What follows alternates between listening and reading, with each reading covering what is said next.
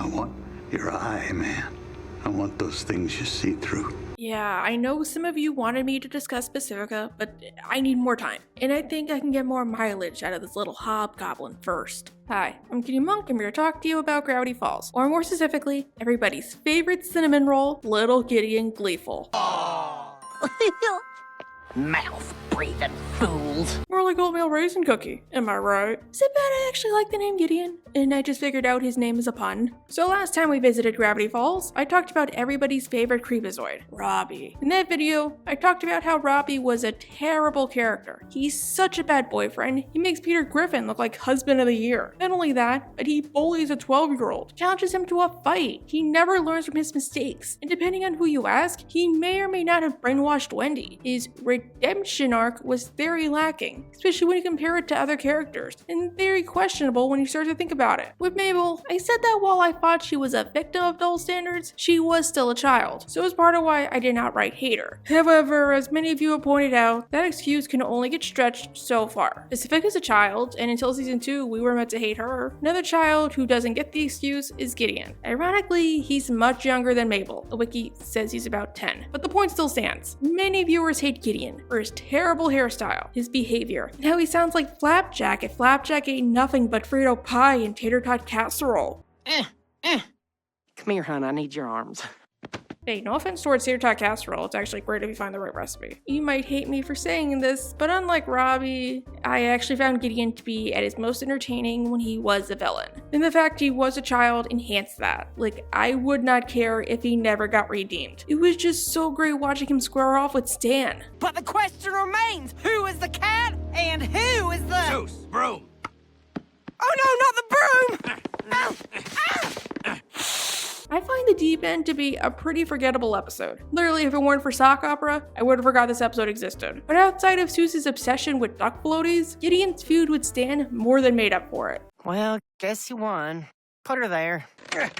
Hey, what the? Unless perhaps I predicted your plan and coated the entire chair with glue last night. Enjoy your chair. Sure, he's no Bill Cipher, but in rewatches, I did get a kick out of him. In fact, I even go as far as to say he's Robbie done right, mostly. However, I'm sure some of you might not remember Gideon, so let's start from square one. In Gravity Falls, the Pines family, or more specifically Sue, Stan, and Wendy, run a tourist trap called the Mystery Shack. Unlike other tourist traps, which at least put effort into looking fancy so they can steal your money, Stan's a miser, albeit a resourceful one, and his schemes only work because the people he attracts are idiots. We have the incredible sack of mystery. When you put your money in, it mysteriously disappears. Oh, of course. Stan's biggest and immensely more successful rival is the Tent of Telepathy, owned and operated by the Gleeful family. Or should I say Gideon and his father Bud, who owns a car dealership on the side. As for Mrs. Gleeful, well... Precious memories. Just keep backing in. Just keep backing in. We don't talk about Bruno, and we sure as hell don't talk about Mrs. Gleeful. We first meet the family in the episode, the hand that rocks the Mabel. During a slow day, Susan and Mabel are watching TV, and they see a commercial for the Tent of Telepathy. The commercial claims Gideon can see the future. He's a psychic. Don't waste your time with other so-called men of mystery. Learn about tomorrow tonight at Gideon's Tent of Telepathy. Void where prohibited, no CODs accepted. Carl, I've always loved you, but I've never had the guts to say it. I mean, in a town full of crazed garden gnomes and talking wax figures, a clairvoyant child doesn't seem that unreasonable. So the twins, plus Zeus, go down there to see for themselves. Put your money in Gideon's psychic sack. Wait a minute, I know that voice. Did they hire Stephen Root to voice Bud because he has a history of voicing con artists who tend to be on the heavier side? I mean, there's Mark Strickland, Jim Hudson, Jeremiah White Whale, Mayor Toadstool, the list goes on and on. This man's really suffering from typecasting. At the Tent of Telepathy, the trio notices similarities. Oh, this is like a bizarro version of the Mystery Shack. Yes, Dipper, I know, stop explaining things, that's my job. And we meet the devil himself, Gideon.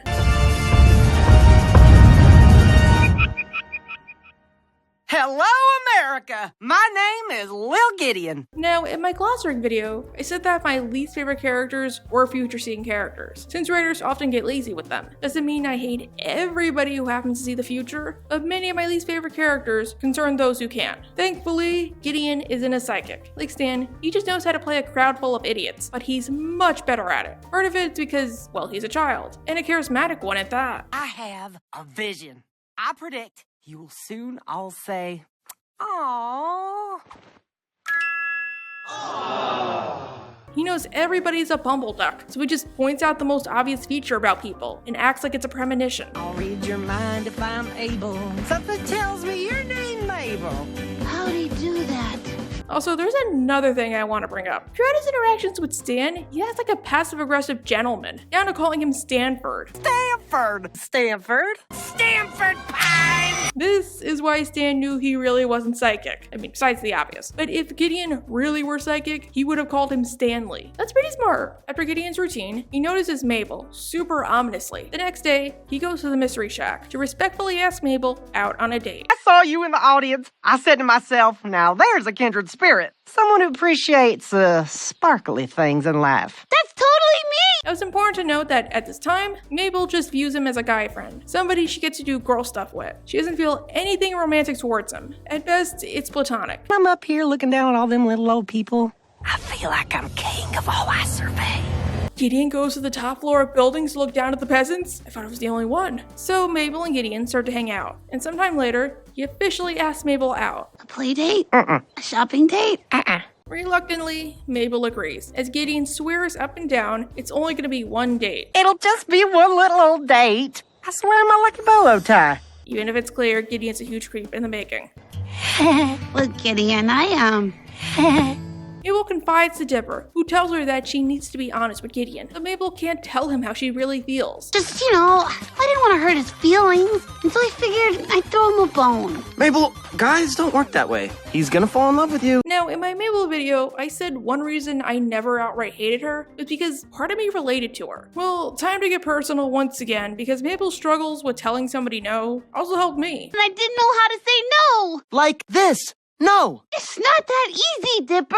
In real life, a flaw I'm trying to work on is not being a people pleaser and telling people how I really feel. Being on YouTube has helped me develop thicker skin, but it's still a lesson I have to apply to my own life. So I really got Mabel in this episode. I 100% understand the catch-22. If she says yes, she's gonna be trapped in a relationship based on a lie and end up feeling miserable. If she says no, not only will Gideon be disappointed, but as far as she knows, this could very well ruin their friendship. It's clear Mabel's being pressured, but she thinks she has no other option, so she goes along with it. Well, you can't say no to that! And while we're on the subject, I want to bring up something I should have in my Robbie video, and that's the lesson this episode teaches. This is why I think Gideon is Robbie done right. For this episode, the lesson can be summed up as, you get a say in who you date, so you shouldn't feel forced to date somebody you don't like, even if that person is your friend. I didn't say it before, but that's another reason I hated Love God. It was such a hypocritical double standard. With Love God, it felt like they were intentionally ignoring what they said, just so Mabel didn't have to grow as a character. Like, yeah, Robbie's happy, but his relationship is still based on a lie. And from the way it's framed, he and Tambry clearly aren't together by choice. And speaking of hypocritical, Time to pay your end of the bargain. Chandra Jimenez's phone number. Bless you, Lil Gideon. honestly, it's one joke, I really don't care, but hey, I gotta cover all of my bases. Anyhow, Gideon and Mabel become Bennifer, with Mabel receiving all sorts of gifts and attention, just because she's Gideon's girlfriend. Gideon, I'm sorry, but I'm gonna have to say, I'm on the edge of my seat. if she says no, I'll die from sadness. It adds another layer of guilt. If she lets down Gideon, she's also letting down an entire town. Jean-Luc, what did we discuss about eye contact? Yes, very good. They have a John Luke too? I thought the L House was the only one. If I did have to give the episode some criticism, much of Mabel and Gideon's friendship is rushed, or rather the starting development. They have like one encounter, then he goes straight into crazy jealous boyfriend mode. I feel like the episode would have been better if they gave the friendship like 1 or 2 more minutes. It would be more of a reason for Mabel to not want to break up with him. Or they could have had Gideon ask her out from the start, and then Mabel says yes, and we go from there. Or since Mabel's motivation is to get a boyfriend, she could go out with Gideon, and then find out he's a mega control freak. But she can't leave because either he's using magic to force her to stay, or she thinks he'll feel bad if she does leave. Eventually, Stan finds out, and he is not happy. That little shyster is dating my great niece! Actually acting like a good grunkle, he goes down to the Gleeful residence to give them a piece of his mind. That's when Stan meets Bud. Why, Stanford Pines, what a delight! I also want to say that since we're on the subject of Gideon's family, I love Bud. He's a less charming Gideon, but he's still a fun character, and a great foil to Stan. We've been at each other's throats for far too long. Let me get that. At each other's throats for far too long. Yes, we have. Plus, he's voiced by Stephen Root, so that is always a huge plus for me. I guess since we're discussing the Gleeful family, I should mention that it's clear they're meant to mirror the Pines family, or more specifically, Stan and Dipper. With Bud and Stan, it's obvious. Gideon's a version of Dipper that doesn't respect boundaries. Granted, I think he goes beyond that. The Pines family have their usual disagreements, like any family, but at the end of the day, they still love each other. In fact, one of Alex Hirsch's biggest rules was that no matter what, Dipper and Mabel had to like each other. The Gleefuls aren't toxic per se, but it's clear that Bud could do more to stop Gideon. Bud won't, for reasons I'll get to later. Then there's the topic of Mrs. Gleeful. Gideon's behavior was so bad that her entire focus has shifted from raising her son to vacuuming. I want to bring up the spoiling thing because this does mirror something else. In season 1, Stan and Dipper don't exactly have the best relationship. I think the only time they legitimately hang out is Boys Crazy. And the only time they actually bond, prior to Dreamscapers, is in Carpet Diem. And even then, it isn't really Dipper he's bonding with. It's Mabel and Dipper's body. You had me at shut up, old man. In Dreamscapers, we learn Stan is so abusive towards Dipper because he thinks by doing so, it'll toughen Dipper up. Do you see? That's why I'm hard on Dipper. To toughen him up. So when the world fights, he fights back. Which is not love, it's abuse. Being extra hard on a kid does not toughen them up. But when Dipper sees a version of Stan explain himself, we find that Stan's father, who was an abusive fudgewad, tried the same and it seemed to work, as far as Stan knows. It was terrible. I was the biggest wimp on the playground. So one summer, my pop signs me up for boxing lessons.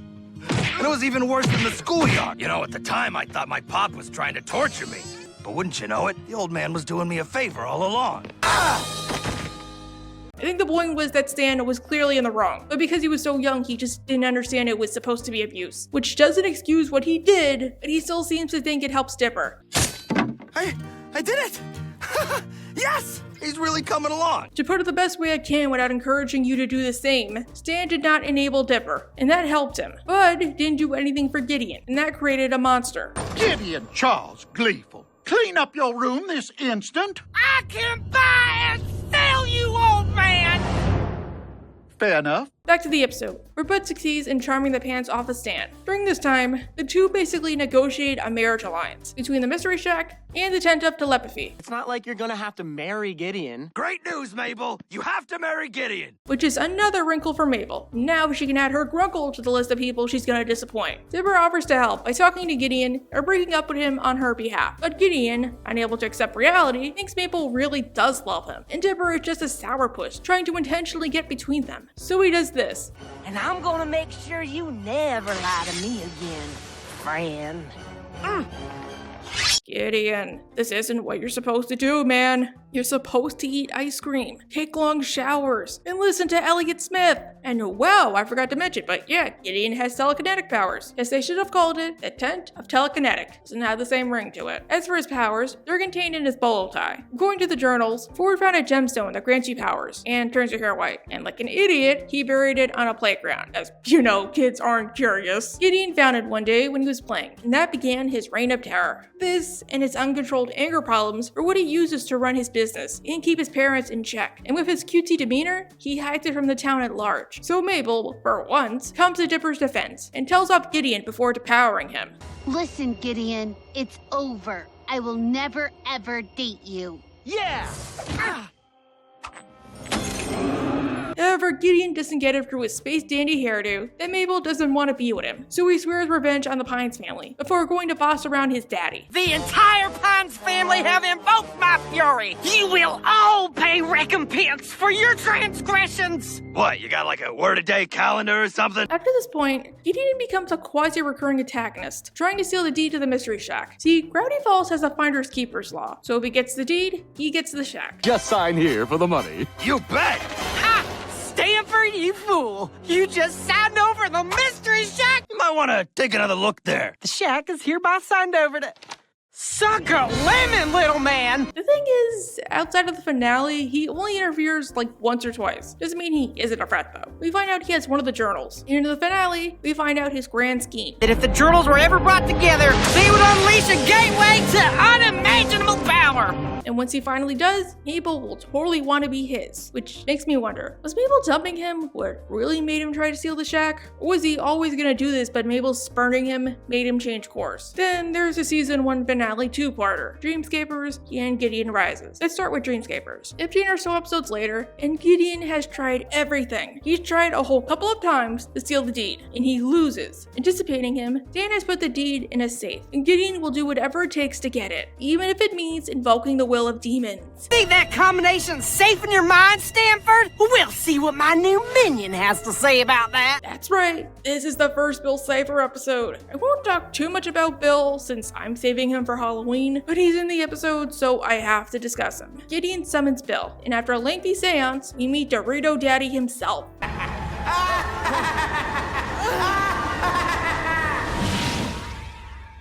Oh, Gravity Falls, it is good to be back! Did he sound differently back then? Soon, Gideon begins to regret summoning a demon he's explicitly told not to summon, since this mofo is crazier than him. Deer teeth, for you, kid! You're insane! Sure I am, what's your point? In spite of this, Gideon makes a deal with Bill. I need you to enter the mind of Stanford Pines and steal the code to his safe. I'll help you with this, and in return you can help me with something I've been working on. Deal. Yeah, we never figure out what. Was he gonna steal Gideon's body? Make him open the portal? I think considering his plans, it was likely the latter, since that would have aligned perfectly. Anyhow, Bill goes inside Stan's mind, and he's this close to succeeding. But then, those meddling kids have to go and ruin it. The deal's off! Wait, no, wait! I'm switching to plan B. Hey, do you guys feel it? Bill failed me, so I switched to plan B. Dynamite. Why didn't you do that earlier? So Gideon gains the deed to the Mystery Shack, and thanks to the Finders Keepers Law, gains the property itself. I've got the deed. The Mystery Shack belongs to me. He gives the Pines family the boot, and that ends Dreamscapers. Tragic! But will Gideon hold the Mystery Shack? I mean, it's not like there's an entire season worth of episodes. In Gideon Rises, the Pines family are at an all-time low. Now that they have nowhere to live, they're forced to take shelter at Seuss's grandma's house. And I just want to stop the video to say Abuelita is hilarious. I vacuumed the walls now. Their little group is effectively fractured. Wendy, if she doesn't get another job, is about to get sent off to her cousin's logging camp. Take me back, Wendy! My arms are too skinny to keep holding this boombox forever! Plus there's that. And as for Seuss, while he's still close to the Pines family, he has to put food on the table. So he's taking a series of odd jobs. But since Seuss's life's work is at the Mystery Shack, he isn't very successful. Gravedigger, bus driver, really awesome cook. Hey, is the kitchen supposed to have that much fire in it? Is it weird I really wanted to see him as a gravedigger? Stan has been hit the hardest out of everybody. Without any source of income, he's flat broke. He can't afford groceries, and as far as he knows, he's lost the only way to get his brother back. Uncle Stan, can we order pizza?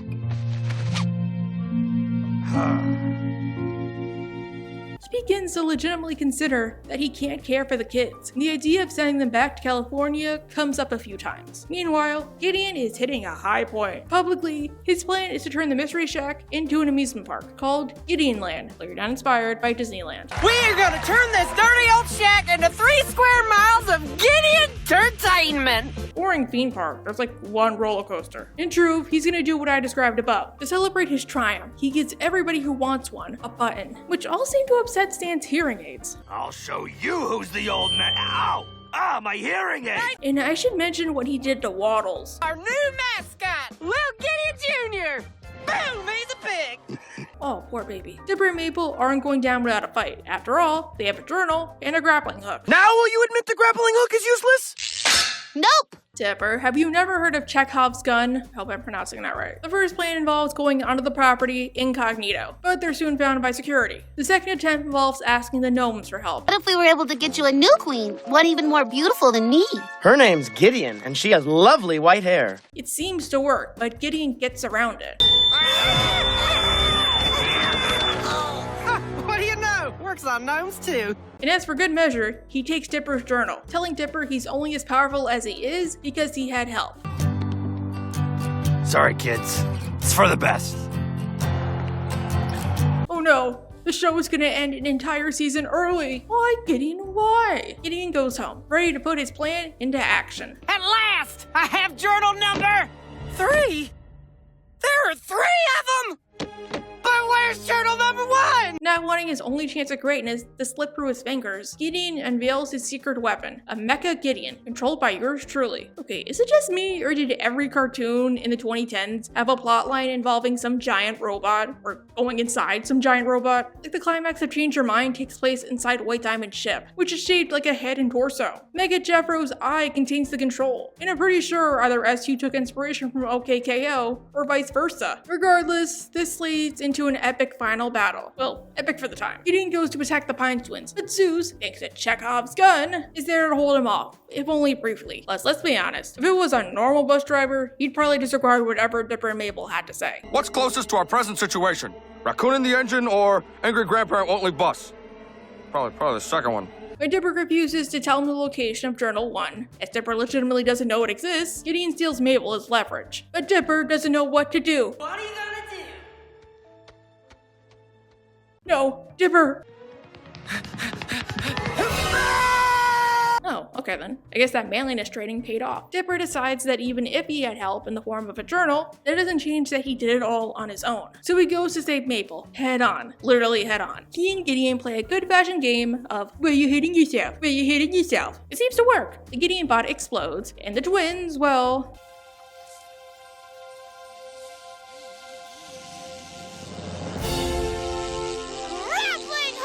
do not underestimate the power of Chekhov's gun. The town is ready to read them the riot act. But here comes Runkle Stan with the cavalry. And nothing short of a miracle could ever change our... Wait, stop everything! I've got something to say! You gotta admire Stan. He shows up to support his family in front of an entire town in his underwear. So he explains his findings. Gideon, he's a fake. And how? Well, the buttons are a dead giveaway. That's for psychic. Bam! Take a good look! These pins are hidden cameras, and my hearing aid was picking up the feedback! The town, at long last, knows Gideon is a fraud, and they lose it, even going as far as to arrest a 10-year-old. Blubs even breaks out the special handcuffs. Derlin, the tiny handcuffs. So the Pines family regain the Mystery Shack, and things seem to go back to normal. And that completes season 1. For a while after this point, Gideon doesn't have a huge impact on the plot, since he's in prison. We do get the occasional callback, and we find out Bud is part of the Society of the Blind Eye, mostly to cope with having Gideon for a child. But for the most part, Gideon is forgotten about. That is, until the Sanchurian candidate, where Gideon regains relevance once again. In the episode, Stan is starting to feel unappreciated, and when the chance for Mayor of Gravity Falls comes up, he jumps at the opportunity. As it turns out, Gravity Falls elections aren't like typical elections. Any prospective candidate has to meet certain criteria. A worthy candidate is defined as anyone who can cast a shadow, count to 10, and throw their hat into the provided ring. The candidates are Stan, Bud Gleeful, and Tyler Cutebooker, but he's a side character, and he probably has zero impact on the plot, so we're gonna ignore him. Not only that, but the entire procedure of electing a mayor involves... At the end, they release a freedom eagle who will fly to the candidate covered in Morseed and bestow a birdly kiss upon him. I couldn't make this up if I wanted to. As you might have guessed, Stan is a terrible candidate, since he hasn't heard of this thing called a filter. What would you do to help educate our kids? Simple. Put him on an island and make him fight for dominance. Despite the fact this episode is all about politics, I have to disappoint you. I won't be making any political jokes. I know it's easy, but what I'm reviewing isn't overly political, so I'm forced to zip it. But on the other hand, he seems to have a knack for office. To become mayor, you basically have to lie a lot to get people to like you. You know, it's like his normal job, but on a scale of an entire town. Knowing Stan is gonna lose, Dipper asks Ford for a device to help, as if by chance, Ford comes in handy. A long time ago, I designed a prototype for Ronald Reagan's masters. Just get Stan to wear this, and you can make him a literal talking head. Was Ford part of Cognito Inc? Actually, that does make sense. I think it was explained somewhere else, but Ronald Reagan had Alzheimer's when he was in office. They could have used the device to hide his condition. So Dipper and Mabel, still not realizing people have free will, use the device. And Stan is oozing charisma. It seems as though he might actually win this. Elsewhere, Bud is disappointed, so he goes to consult his campaign manager, who is none other than... Minor setback, but we'll win. I'm sure of it. Minor setback? Minor setback! Where did he get that hairnet? If there's one thing Netflix taught me, that prison is super duper fun. In prison, Gideon is flourishing. He gets to take part in crafts classes, and he even established his own prison gang. His main attack dogs are two fellows, Ghost Eyes and Killbone. They sound like super nice men. So if you don't get what's going on, let me explain. Gideon is using his father as a puppet mayor. We're gonna win this election, pardon me out of prison, and we're not gonna let the Pines get in my way again! Even if I don't think a mirror has that power, but who am I to question it? When Bud refuses to fall in line, Gideon decides to do things his way. Daddy, maybe you just need to have more of an open mind. Boy, not that! Anything but that!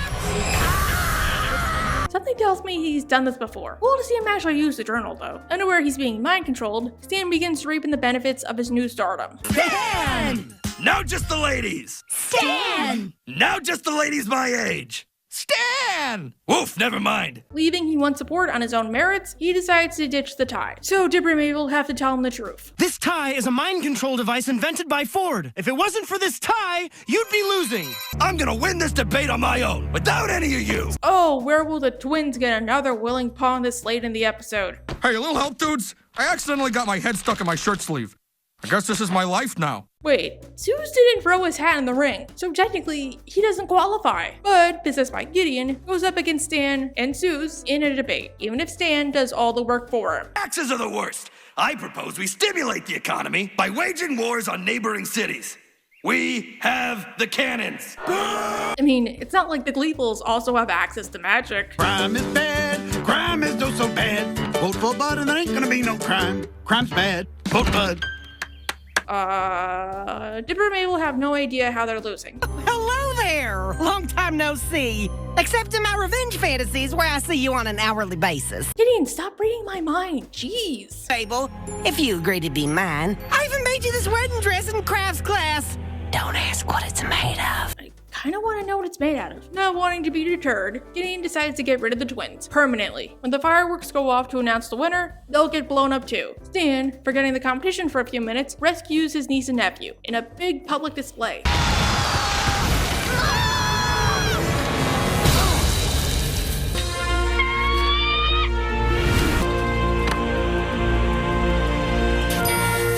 Only for it to be for naught. Despite winning an overwhelming 95% of the vote, election officials had to disqualify him due to discovery of an extensive criminal record. Is it bad I didn't like this ending? I mean, it's still hilarious, but let me explain. It would appear the mayorship passes to the only candidate who actually filled out their paperwork. Local enthusiasm enthusiast, Tyler Cutebaker. Even if the routine to become mayor is intentionally crazy. And it's not just tradition, it's the law. So why would you even need to do such a thing? If Stan had an extensive criminal record, and everybody knows who he is, why was he even allowed to run? I think the ending should have been something like Stan gets the gig as mayor, but finds out it's actually an insane amount of work. And since Bud only wanted the job because Gideon forced him, they could each agree to resign. Or Bud wins, but finds out legally he can't pardon Gideon, so he steps down. Missed that Tyler one though.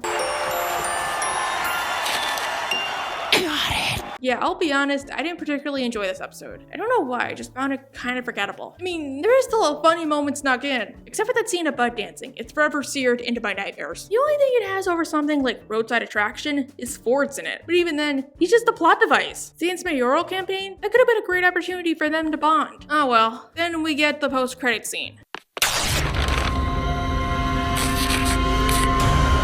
Finally ready to make a deal. This is the last we see of him for a while, at least until Weirdmageddon. Honestly, I feel like he would have been a much better person to steal the rift than blend in. Maybe their deal would be that Bill gets Gideon out of prison, and in exchange, Bill gets to use his body. I mean, it's properly set up. Instead, when Weirdmageddon comes, Gideon gets the job that Preston Northwest wanted, and that's to be one of Bill's horsemen.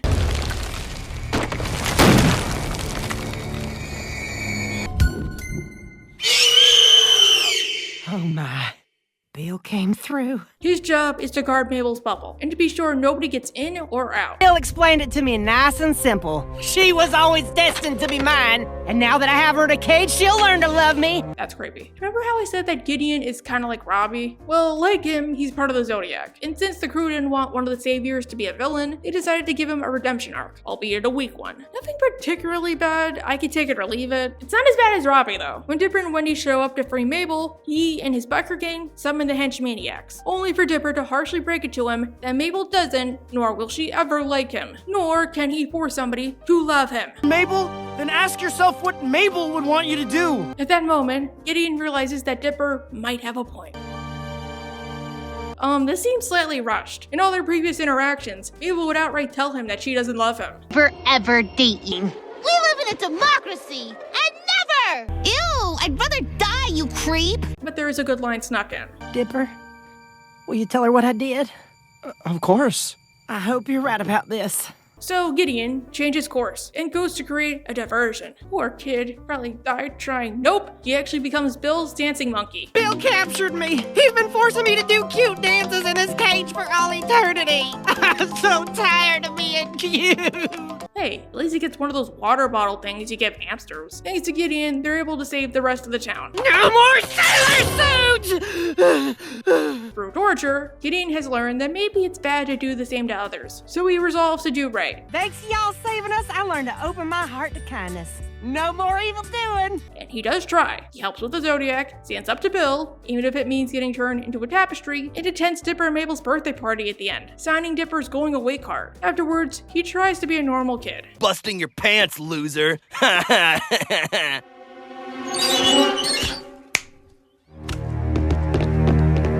Emphasis on tries. And that was Gideon Gleeful. While not a strong villain, definitely not on the level of Bill Cipher, he was fun to watch. A much more entertaining Robbie. Sure, he was a little spotty, but overall, it's not too bad. And it likely won't affect your enjoyment of the character or the show. And before I end the video, did you know that Gideon's hair was supposed to hide a parasitic twin brother? Now you can never unsee that. Creepy, I know.